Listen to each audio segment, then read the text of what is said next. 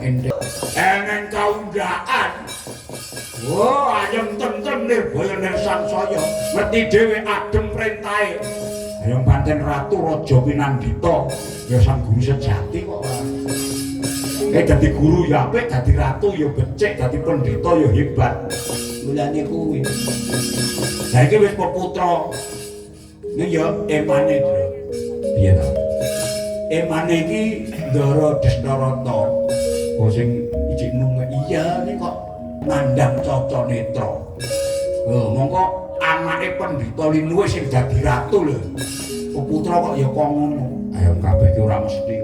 Upama duwe karma apa sing ditindakake iso. Peputra kaya ngono kuwi. Ya mbok menawa kowe mengko disabda karo begawan biasa bisa melek lumrah kaya manungsa lumrah ngene iki. Nek kowe gawan bayi ya ora iso, Bro. Tak kira ora iso nek gawan lair ngono kuwi. Ya kowe brojol blocor linairake saka guwa garba ya kuwi ya kok ngono kuwi kok nandhang wuta ngono kuwi kok lah iya andek guna ora tau sapa ngomong lho gumlanyet ae nyat senengane prihatin kok mlaku ae tekan ndi-ndi ora ro dalan kok tekan ndi-ndi dene tak takoni ndak pundi Gus aku arep golek soto Destarata golek soto kali. Ning iki sijine, nek kelak putrane Ndara Ayu Ambika. Oh Raden Destarata kuwi ya. Lah saiki sing Ambalika iki bobot lho, Tru. Weh. Bobot. Ya. Ya didongake muga-muga putrane Sang Prabu Abyasa aja cacatne ya, Bang. Iya.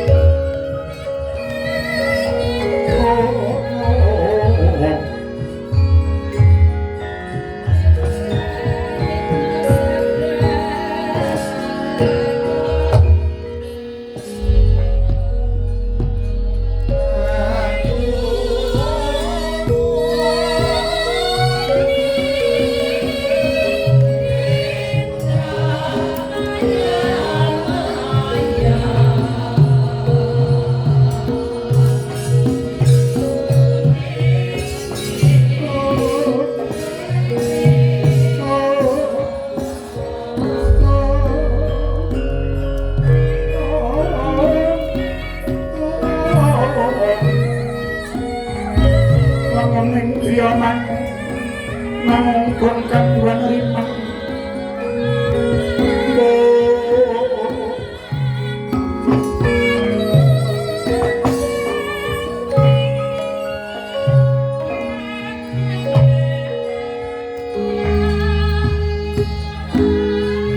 Yayi garwanipun Kakang Ambolika wonten pangantika ingkang adhawuh sinuwun nggon munggar bini wis sarta katon lamun saya sumara cahyamu dadi pratandha lamun besok putraku ingkang angka 2 bakal dadi tetungguling titah mugi-mugi ana pesidhawuh paduka Sang Prabu ya mengono tandha samaran kuwatir jroning rasanku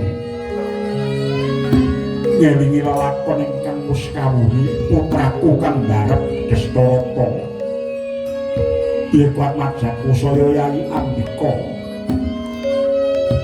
nandhang Caca Netra uga-uga menawa nalika nindakake saresmi kelawan pun Kakang Ambika mung tansah merem Yayi tak sesuwun muga-muga anakku kang bakal teka iki kalis ing sambekala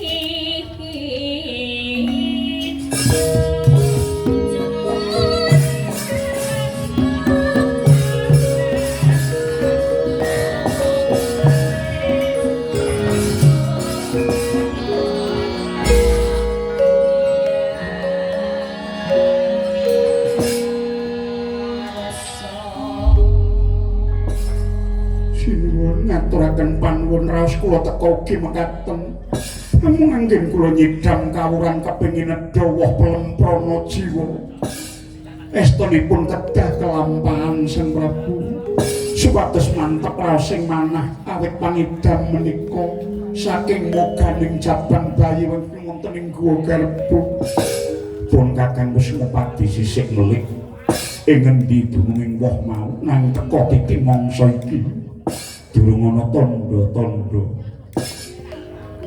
kula kan sapa iku gegayuhan supaya atmajaku tetep dadi satriya kang ajiwa brahmana mergo kabeh turun sawarga kejaba sapa iku anakku si Destarata senengane mung laku prihatin tapa brata lalana gayuh windha ing pangerten nganti teka dina iki durung bali mula samarasane atiku awit bocah nandhang Caca Netra aja nganti kena bebaya sak marga-marga Yayi Yata Ruta saking Yudha Sang Guru yen tanang dosa sansri Lajeng paduka sinuwun badhe dhateng pundi kejaba ngulati pelemprana jiwa apa ingkang dadi panyuwunira aja nganti gagar wigar nggone ngidam kawuran uga ngulati sumusul anakku si Destarata tak goleki kongsi ketemu ya sebab kuwi nanging kadang mangkong binda kesmo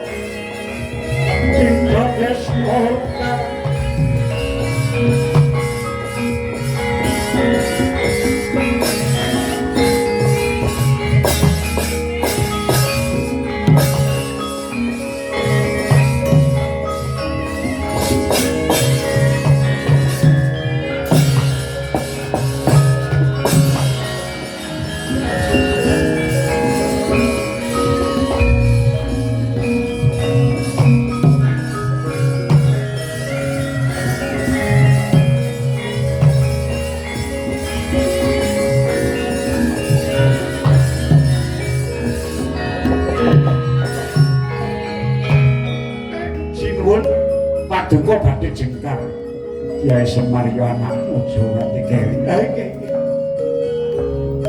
Pancen panyuning garwa ingkang nembe kados ngaten menika nggih kedah paduka kan makarti. Lawan Windono aku ora bakal bali marang kula. manungsa durung bisa minangkani panyuwune garwaku kang tak tresnani. Ya nggih, swawi kula dherekaken.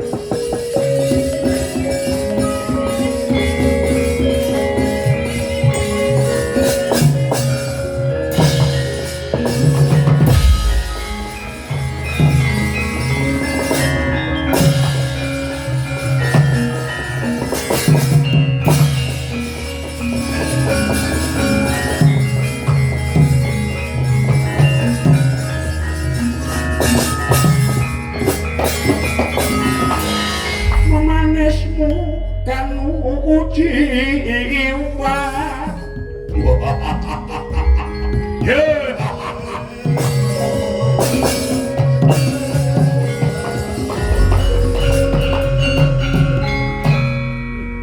warsiki pegucanipun Kakang Dena lung-lung nang dedek tenggalung semu sawangan aku isik tedak toras negara Pagralun. Ora kleru aku mondong Betari Warsiki. Ora apa kang sinatya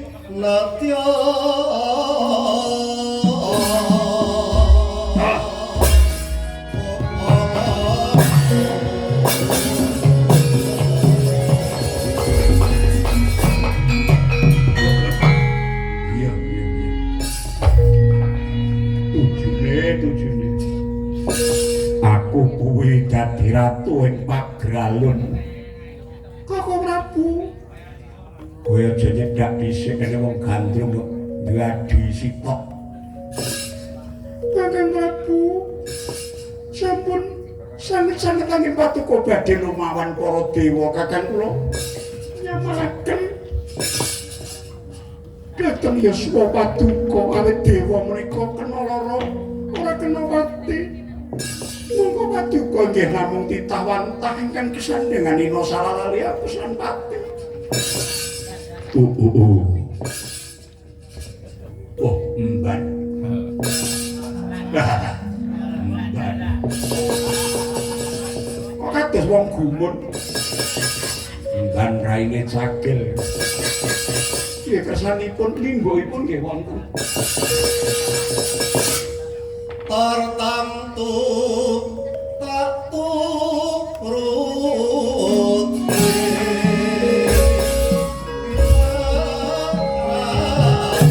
alarke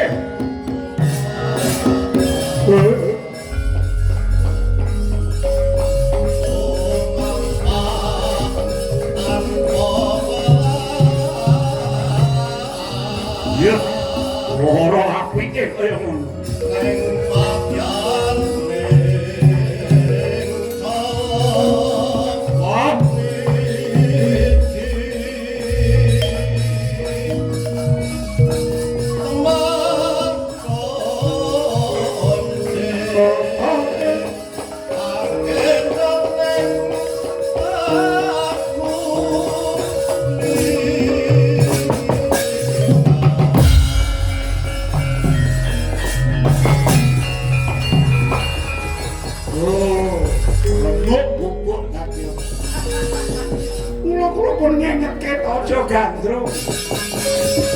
gandrung kok ning gone wong ngantuk.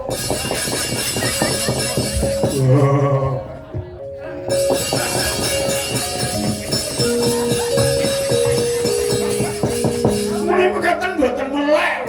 Ayo.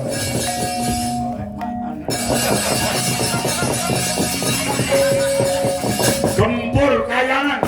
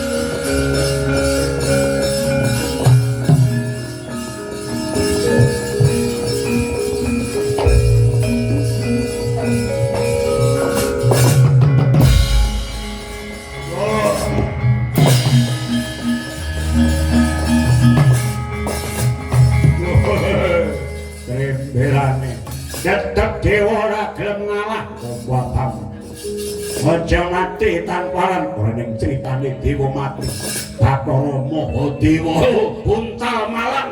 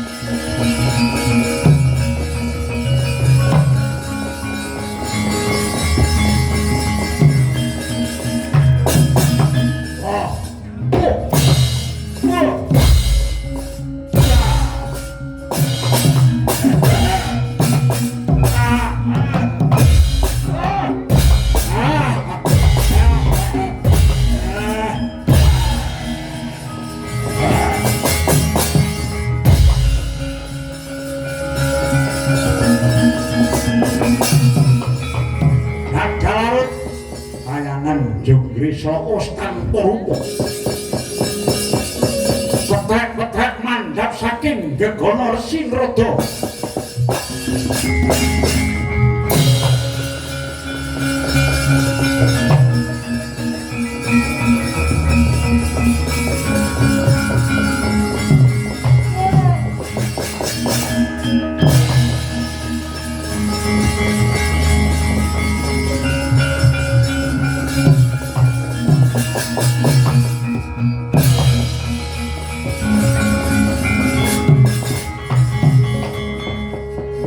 Destarata, kula pukul nang iki mung laku prihatin gawe. Nganti gawe harkin kayangan iki ora mutuh saka moganing ratu. Prabu Nagapaya saka Pagralu. Mega saka tapamu nggih. Kula menika saben dinten kedah nindakaken brata mekaten. Pancen ya turun satu arga ya. Turun siap biasa naik. Kula minta sraya marang jeneng sira. Menapa kula? Sira wis kadunungan aji lebur geni. Mangsa ora nanggono dewa tulungan iki kayangan dadal panamuke Prabu Nagapaya ngestaken dawuh.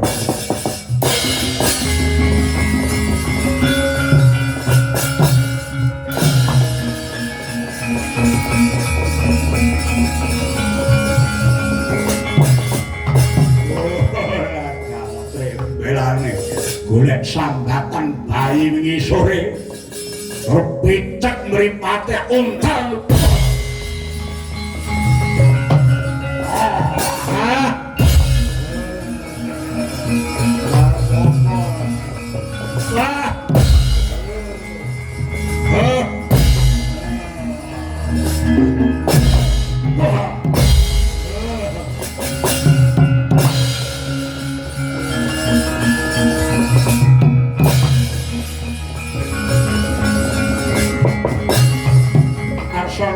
lebur sekedhi ya lebur geni panggih kadinginan tegese kedisikan daya pangaribawane Nagapaya Kuntal sang Dasarata kendang mbuh tibane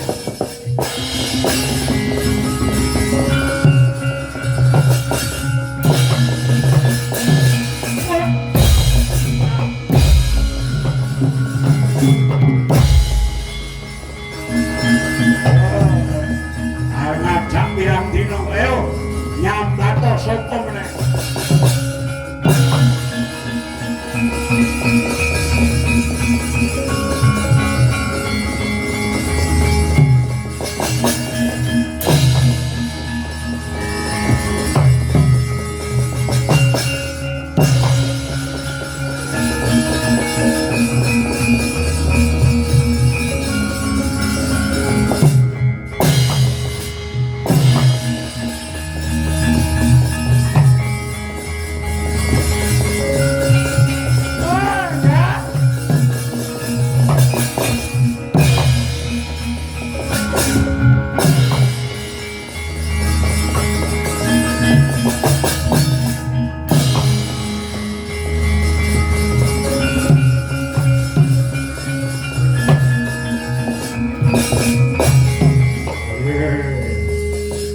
dipun simono.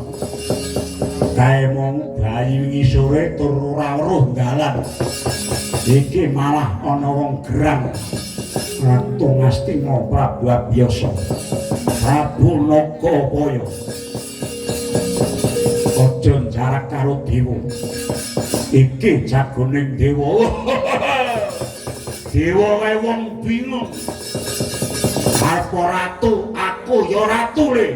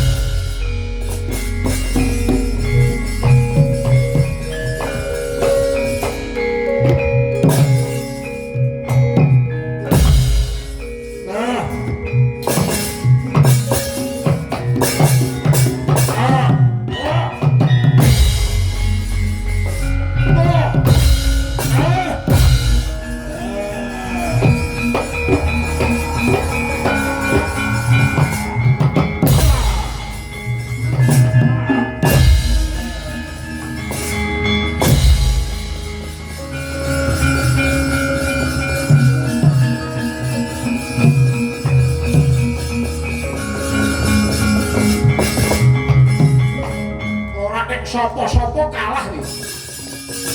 Nakapaya. Kowe iki sejatine menungsa kok demit iki.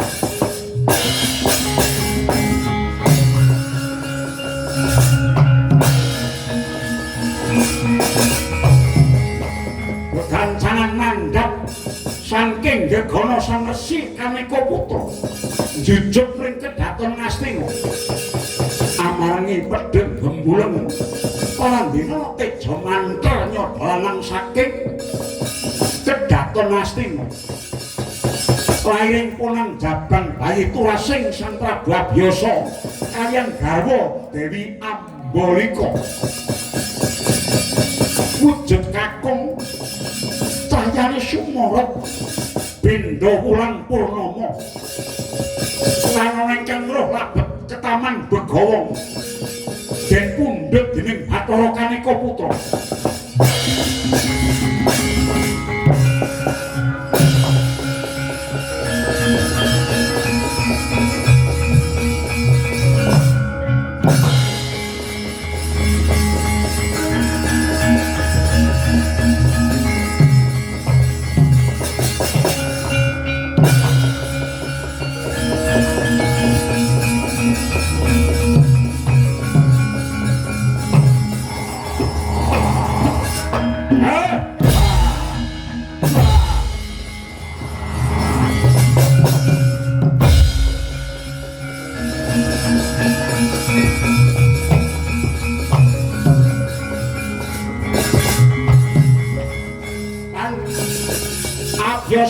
Abiyasa wonten dawuh menika sinten iki turasmu menika anak kula linarake saking gua garbane Ambalika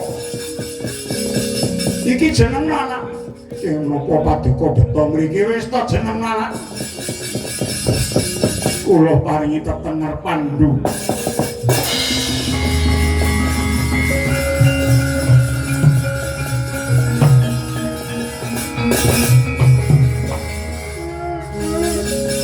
anakku nggih anakku pandu nek kowe kudu lila lho mergo ora iso ngrampungi gawe materi Nagapaya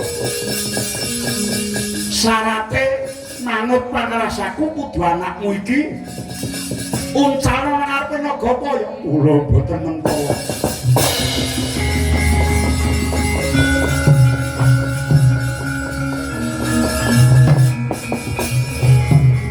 Ajeng piye? Inggih.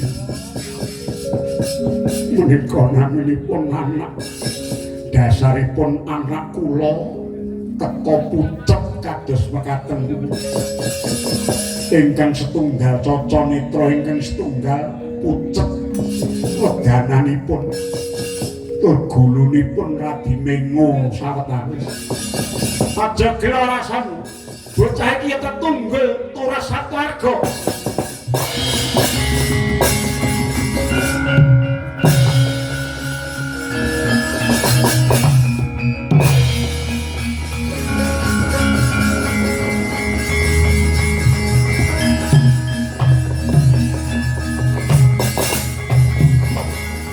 Maju meneh malah nggawa bayi.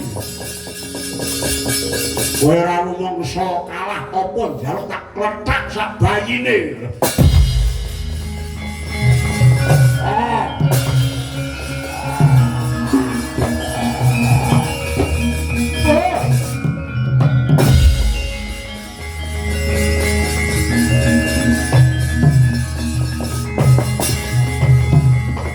Mesti kaweningan Sang Prabu Abiyasa. Manadaya luwih kang mijil saka salirane. Ketan tresnanya dhateng ingkang putra Pandhu. Rinebat sarana panguwasaning mantram sakti. Wangsul ing pepangkoning Prabu Abiyasa. Nanging Prabu Nagapaya lebur tumpur dadi awu.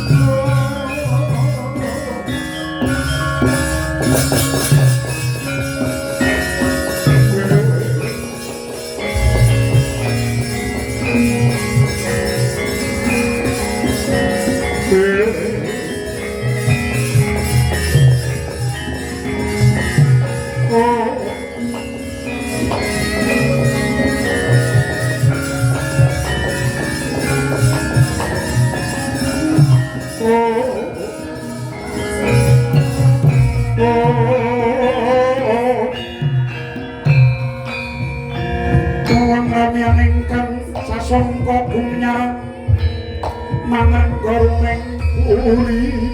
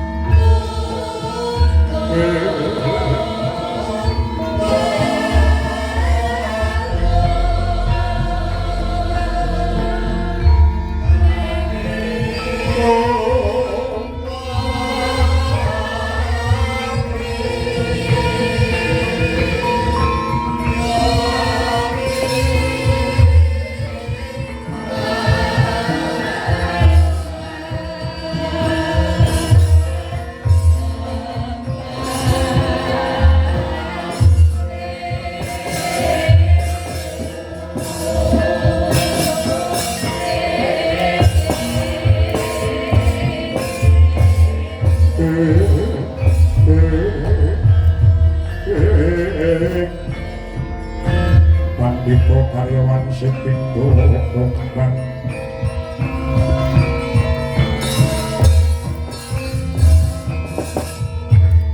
lumayan kengkang wanci gumanting ning taun Sang Prabu Abiyasa nggene nang gawe Prayaga negaring Astina wis peputra malih malah wis ageng diwasa ingkang mijil saka darah Wisya anenggih mijil saka putri kang anama Dadi pinaringan nami Raden Widura ya Sang Yama Widura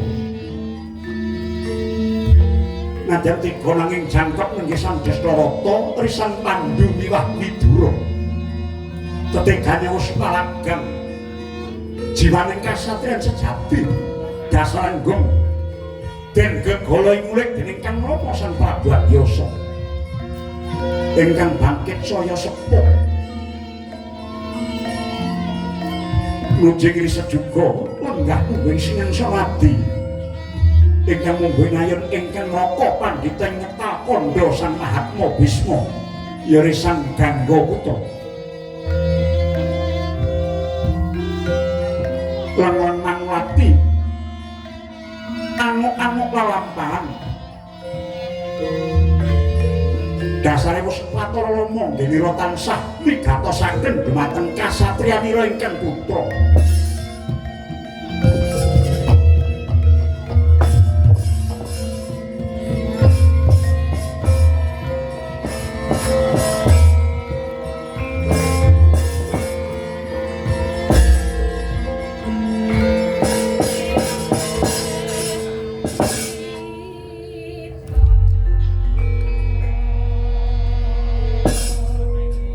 Yayi Prabu, kula nuwun pangandika nyadhawuh Kakang Bisma. Yayi, putramu katelune nyata jiwa satriya tenan. Rina wengi tanpa leren ulah nuwiting kagunan.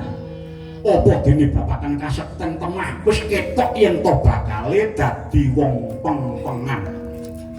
Inggih Kakang, nanging wonten kuwatos sing manah kula dene anak kula mbenjang pun Dastarata mboten kuwawi nyepeng negaring Astina.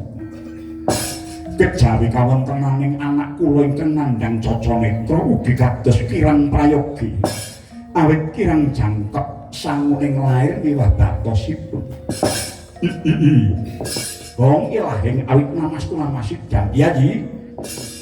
Senajan pun Kakang Kalkanda Bisma uga menggalih bapakan kang mengkono negara gedene sak negara Ngastina mbutuhake ratu ingkang yektine kudu kandel njaba lan jerone.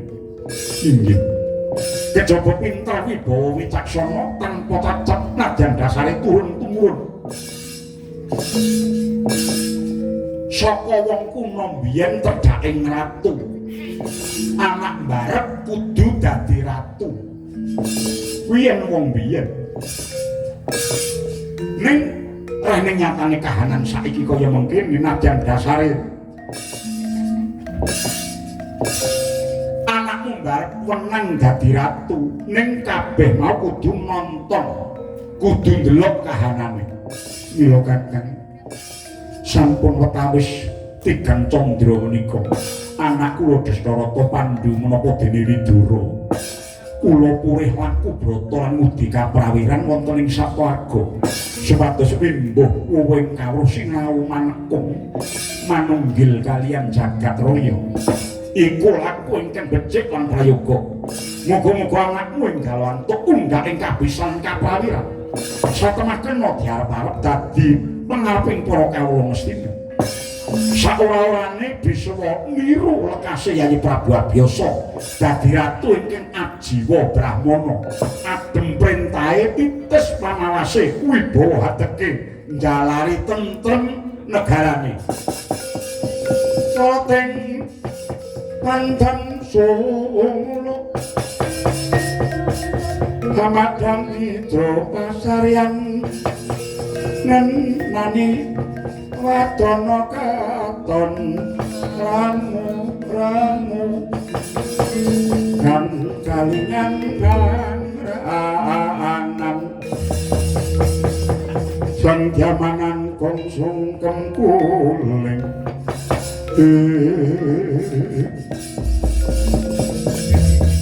kula ngaturaken genging panuwun mila kula nyuwun pangestu Kakang kula badhe lelana brata napaken anak-anak kula murih dados tetungguling titah Iya Yayi. Aku uga tak ngesti kaweningan mulih marang Kalkondo luwih dhisik supaya rancak lakuku liwat ing Tirta Kencana. Inggih, monggo Kakang andhekaken.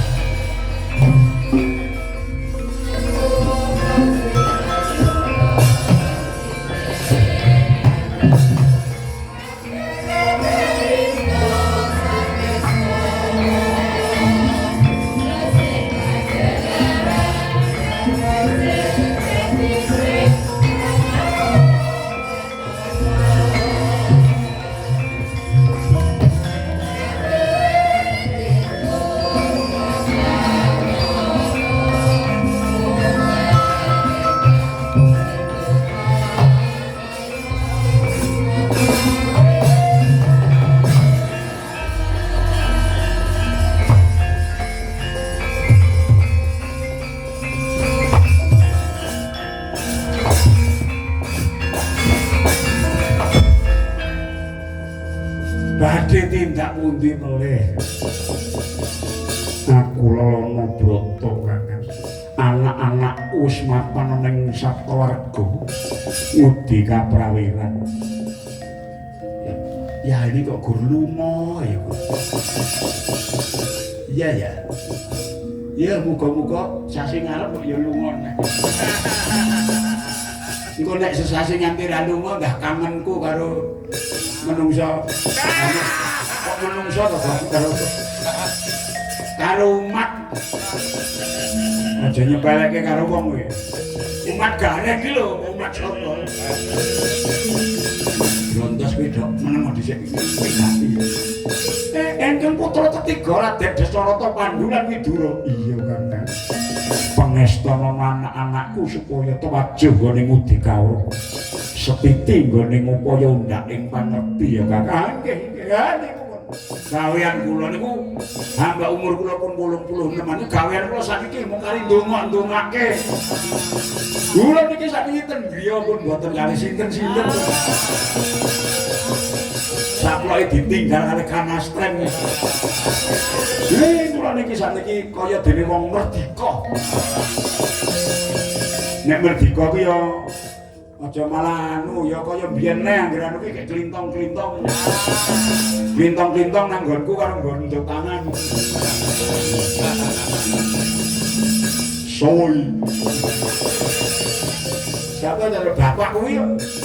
Bapak nggon tangan ya ora apik no, tangane ning mburi kabeh kok. Ning macak warok mau malah kaya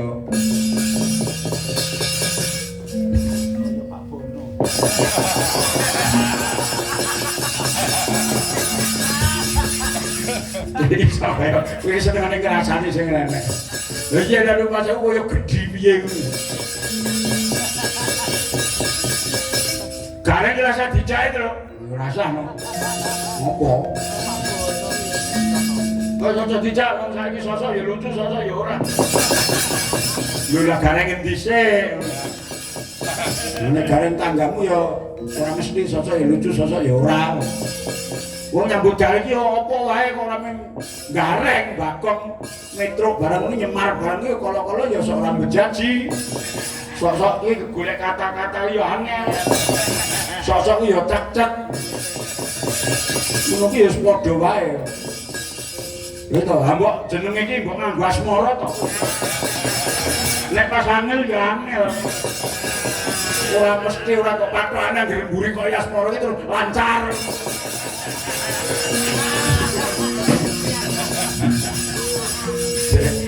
Rumah saku kowe iki kok kundungan wae iki nyapa to kowe. Nyapa kok ora takoke. Ora kaya gene ya kok. Kok gelem dilujur. Lujur bathukmu kowe. Nuruti kok wong dilujur. Enggak rada dilujur ke sithik nang mburiku terus. Monggo ngomong aku tak apik-apike lho. Netrok dhewe teng pencarit. Ora kok terus saiki wis enek kaundaan. Wis enek. Meski malah anakku kae sing ngomahe ning ngarepan kae. Kae nges kae. Nek lali nges. Lali kok iso nges aku nek menengi suwi. Apa nges? Tahu ada Bapak Semar Gendari yang kono rada madhek suwi terus piong-piong. Oh, ana apa-apa. Wong iki nek lali ya lali apa gendere kok piung-piung ki ya ora temu. Wong lali kok.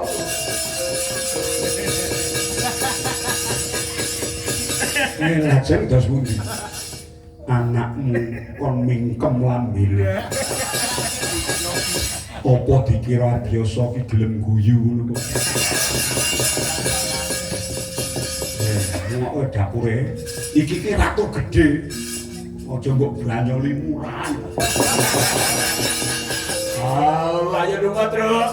Jare awake dhewe iki dagelan murahan. Supaya rancak laku. Aku kepengin anak-anakku enggal temoto kakek.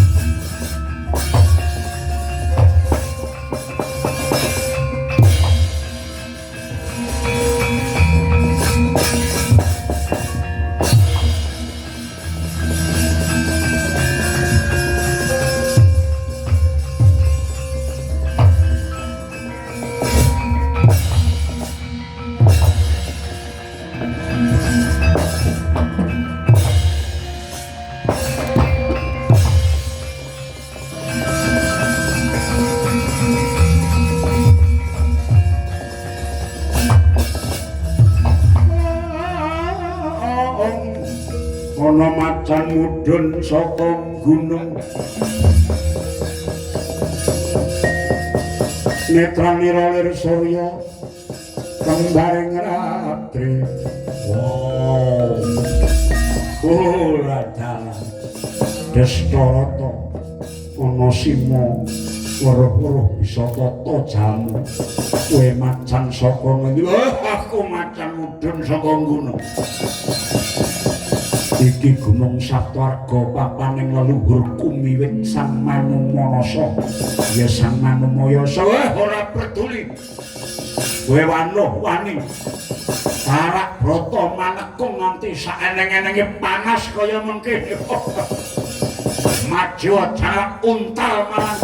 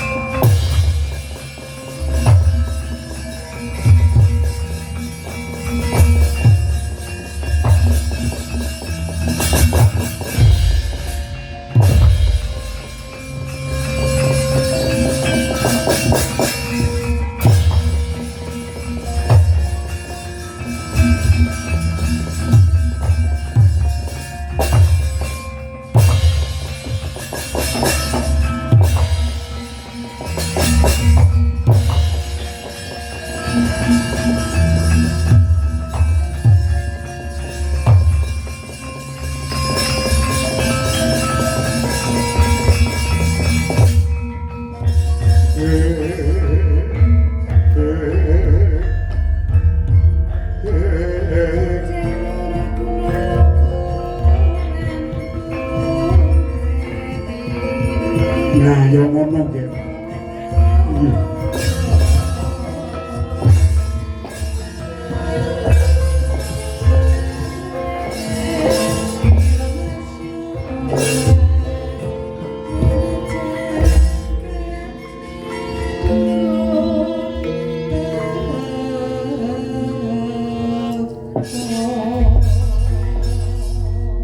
Aman kok, aman. Kok aman-aman apane? Aman. Ya aku Prabu Abiyasa wis karo putrane sing ditresnani. Anakku nggih anakku Destarata. Pandhu apa dene sira Widura?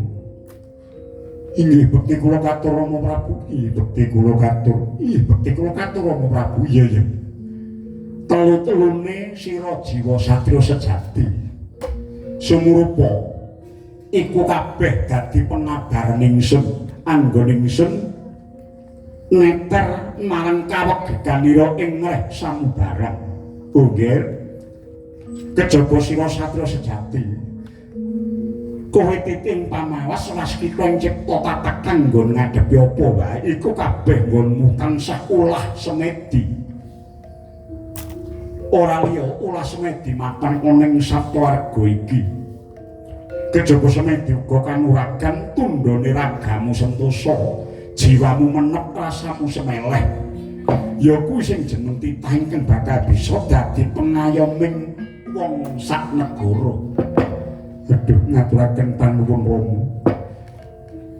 Ngaturaken panuwun ingkang tanpa pepindhan Rama Prabu. Iya semanten ugi pun Widura. Nadyan kula namung atmaja paduka ingkang mijil saking darah wisya paranggene paduka tresnani ten perbedaan paduka paringsih dumateng Kakang Mas Destarata menapa dene Kakang Mas Pandhu. Widura ora susah matur kan kaya mengkono. Nggih. Sira kabeh tuhu limpat ing budi wujud kabeh ingkang mbok deleng kasat mripat mau sejatine pelambang kalaswitan. Dadi pengarep ngono kudu dadi tuladha lan tansah titis meruhi kahanan saisine. Semono uga gura-godha marang si Pandhu kuwi pelambang hambeking panguwasa. Panguwasa kudu tansah kebak kawibawan sarta prakosa kendel bandel tur duwe kekuatan kinarya ngayomi kaya sipating Garuda kawula nuwun inggih. Semono uga Widura kuwi dadi titikan pelambang jujuring ati taliti sarta ora mban cindhe-mban silakan jejeg adeke ora miyar-miyur kinarya adeke ngadilan bener. Mula kang saka inggih sira katelune bisa nadyan nandhang ciri sepisan maneh nandhang ciri ragamu Destarata wuta Pandhu pucet Widura gejik nanging kuranging raga ora mudhunake derajatira merga kawegiganira ngungkuli sak pepadamu sira pantes dadi pengayomaning wong sak negara.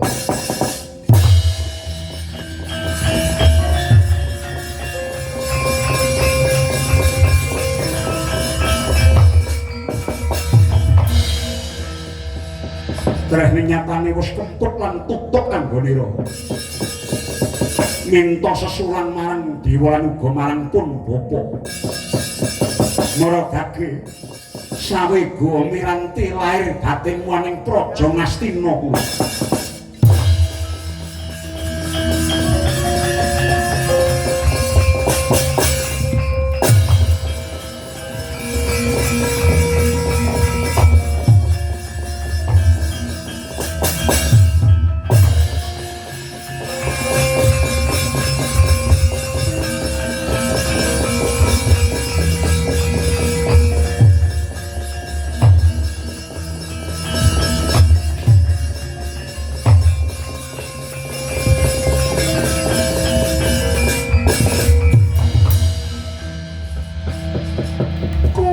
Bendina mung tansah nyaket pun Kakang Gangga Gendari. Sabibaripun lampah kunti pilih paduka Kakang mbok dados wanita boyongan sing babar pisan boten wonten ajine. Bocah lincip pisanan bapak aku wis dadi darbeke Raden Dastarata lha iki. Akale Kakang Pandhu sing ala nista Papadraka. Ketoke kaya ngaturke wanita boyongan merga saka bekti lan siye karo sedulur tuwa. Nanging jebul namung njlomproaken gesang paduka Kakang mbok dientuke wong wuta.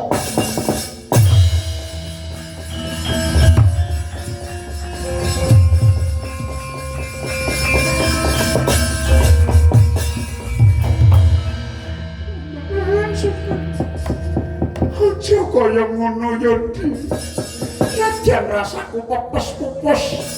Nanging aku ora kelangan pengarep-arep mboten. Saged. Yo, nadyan nandhang Caca Netra, Kakang Dastarata kedah dados ratu Ngastina.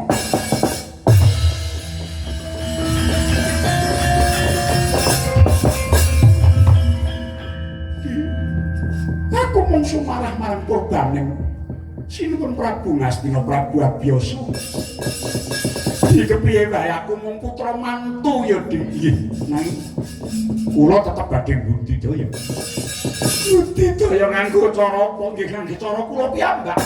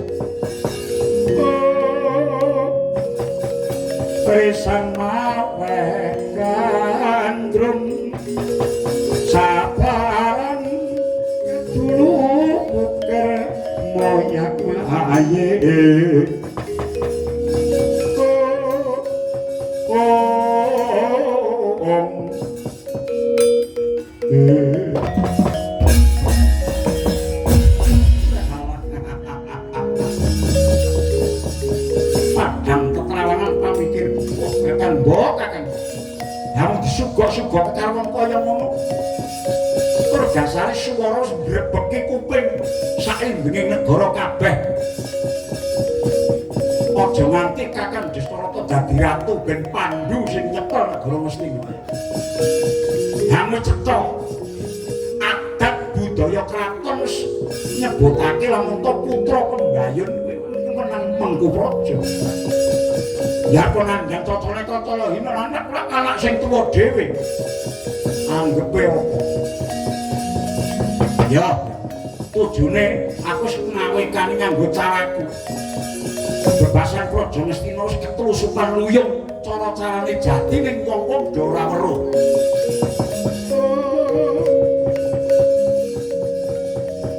Bumi kunjang-kanjing langit kelap katon.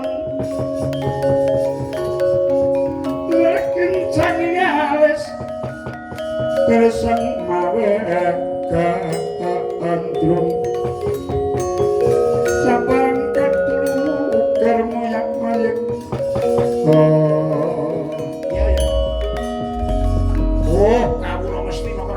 Praja sing padha keblinger. Kuwi arep weruh sing dadi bukti lan nyatane. Ayo deloken sapa sing luwih kuat, Sapa sing luwih kuat?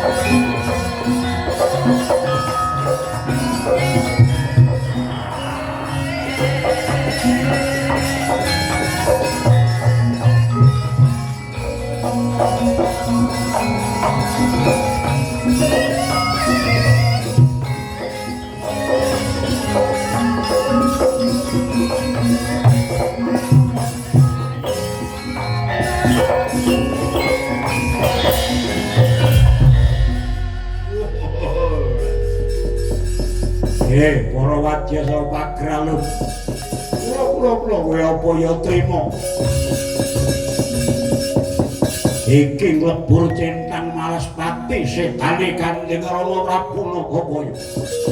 Dremen iki naga kilat. Tak rubuhke Nastina tina iki.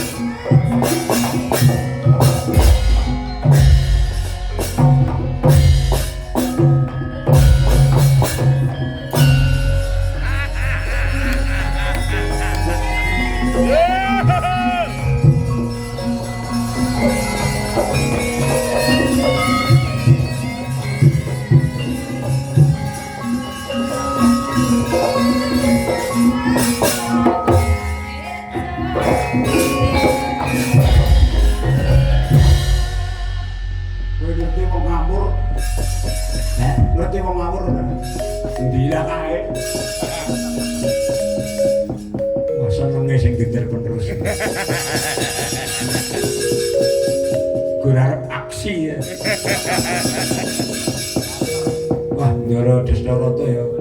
Wah, peng-pengan. Iki mesake kali diprubut pirang-pirang. Barataya ditulungi Ndara Pandhu ya. Oh, ora iso direbut kok. Ora butare goceke kabeh mati. Tungkang mening samudra manut. Manut tanpa kagut. Mati kabeh kok. Wis mati kabeh. Lah kae mung kari tetunggule, oh buta kok ngene kok. Tumraping Raden Pandhu ra ngantek sak banyen.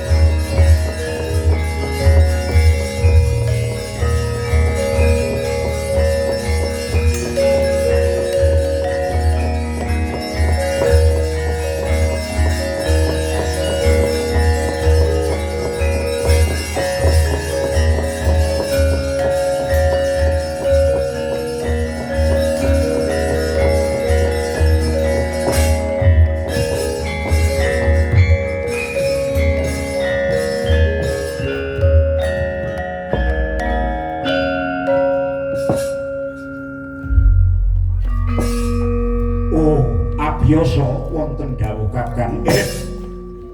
Aku bareng nekseni kabeh trajangge putra-putramu ingkang sumbaga wirutama.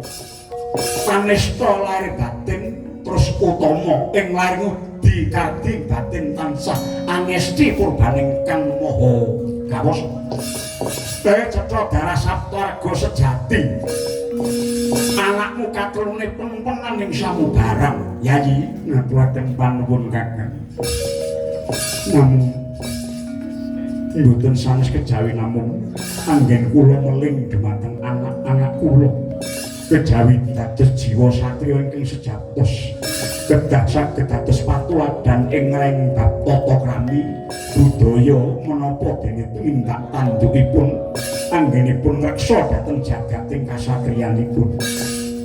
Anak-anakku nggih kepinteran niku mula bukane saka ngulir budi lan pamikir golek akal partikel temasing abot dadi enteng sing adoh dadi cedhak. Banjur angka loro kasekten iku mula bukane saka tapa brata ingkang tumandhane ya kanggo ngenteng-entengi marang jejibaning satriya. Ngono inggih Rama Prabu. Inggih Rama Prabu. Ya nggih, sira iku jiwaning satriya ingkang kudu ngreksa marang negara iki. Negara ingkang sentosa iku yen ta para bebeteng ing senopati tansah makarti lair batin. Kabeh padha mangreh dadi pamonging para kawula dasih kang sarta. Para kawula uga bisa mangun runtut piye carane supaya bisa tetep tekun kewajuh nggone ngangkat derajateng negara. Kamu nggih Rama Prabu. Kakang Rembang apa abiyasa? Titi mangsa mangkene kula sampun tetelo mboten badhe nulih malih dhateng jagating negari Astina. Liripun kula sampun kepengin lengser saking keprabon. Negari sakwewengkonipun badhe kula pasrahaken dhateng anak kula.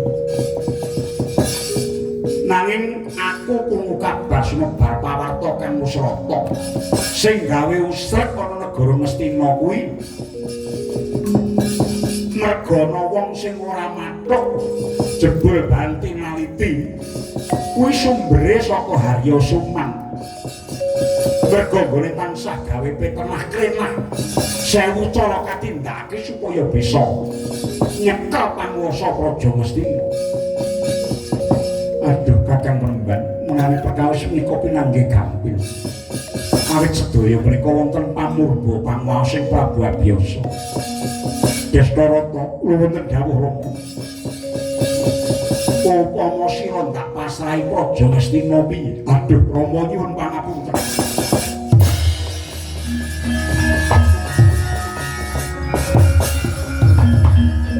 Samendang boten wonten ceceking raos kepengin dados Nalindra ngenti dhateng kawontenan kula kados mekaten. Duh Rama, badhe kula lelakaken samukawis dhumateng kadang kula Yayi Pandhu. Yayi Pandhu iki kedah ngreksa jejeking adil wonten negari Astina.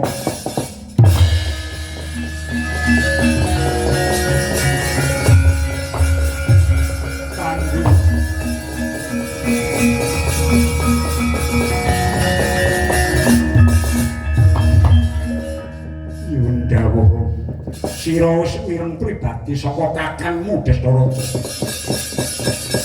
Inggih, ngaturaken panuwun Kakang Mas. Iya di mangsa bodho. Pun Kakang tak ngembani siadi wae. Ngaturaken panuwun Kakang Bisma kados iya aku rujuk. Yen to anakmu mbarep wis mila lair tusing batin. Kula tuwe anak sing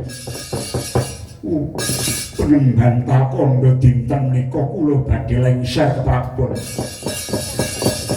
Keprabon Ngastina badhe kula pasrahaken dhateng Pandhu.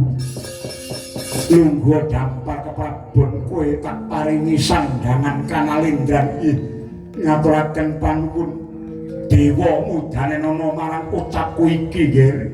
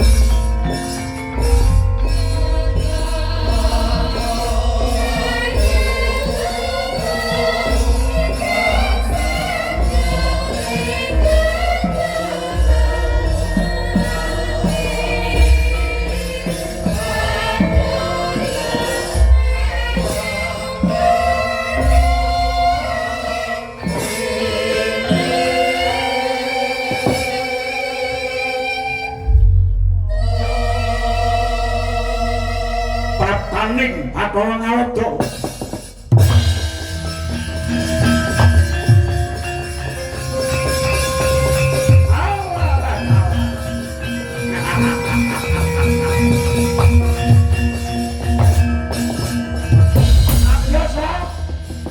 Nyekseni saka negara lekas kita Daniel tansah dadi guru sejati ingkang paling sesuwan kang tanpa wong nadan Jayarata Pandhu Widura anak ira dhewe parandene nggonmu nyoba nadi lan ngajar ngungkuli guru lumrah ingkang mulang malam sesane kang mengkono sira welang nyandang nugragong sang guru sejati mapan ing satarga